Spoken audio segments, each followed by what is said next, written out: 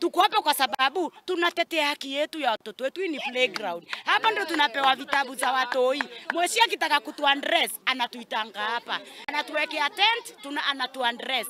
Simba ndio utualat. Hapa sisi, hapa ni kwetu. Ile kitu hatuwezi uza hapa by force. Kuja tutasabia by force. Hatuwezi uza hapa by force. Tuko na watoto, tuko na generation. Wote wanakuja hapa. Hapa tunataka tutengenezewe. Alitukana kiongozi wetu wa MP wetu. Hapa atatutengenezea hapa hivi. Watoto wetu watakuja hapa, mnafurahia ama mfurahi?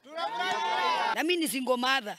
Sasa mimi nashindwaje? Tukinyang'anywa kiwanja, tutaelekea wapi? Hapa ndio tunakula, hapa ndio watoto wanafaidikia vitabu.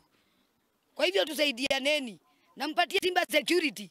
Manake maisha yake iko hatarini. Fence ukiona hata ilikuwa kule ndani bado ameirudisha huko. Unaona? Mpango zake kutoka Saturday alisimamishwa hata asifence ile, akaipiga jana usiku. Hiyo fence nyingine na simu ilipigwa bado kutoka juu. Asiendelee mpaka atuite tujue nini inaendelea. Hataki hivyo. Mimi tu ni kunitishia ati ataniua. Hapa tunataka rehabilitation center, tunataka library. Yani pale tunaweza kuaga tukimit. Sasa tukisema ni kumit hapa Kariobangi South, tuna meeting kwa bar ama tumit kwa kiwanja ya shule. Sababu watu wamegrab huko tu. Ombi letu ni dream yetu na future yetu ya hii kiwanja, sababu ya kesho na watoto wanakuja. Hivi kama chief yuko hapa, mtu mmoja situ hold at ransom. Huyo mtu asamuniwe officially, akuje kwa ofisi, we settle this thing. Hivyo tu. Sasa kuanzia saa hii msipelekee chief hiyo maneno. Chief mpelekeni mambo ya security na hizo vitu zingi.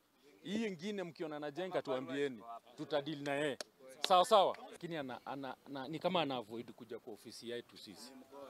Kwa sababu ile kitu nilikuwa nataka angekuja, hata ningeita hao wengine wakuje huko.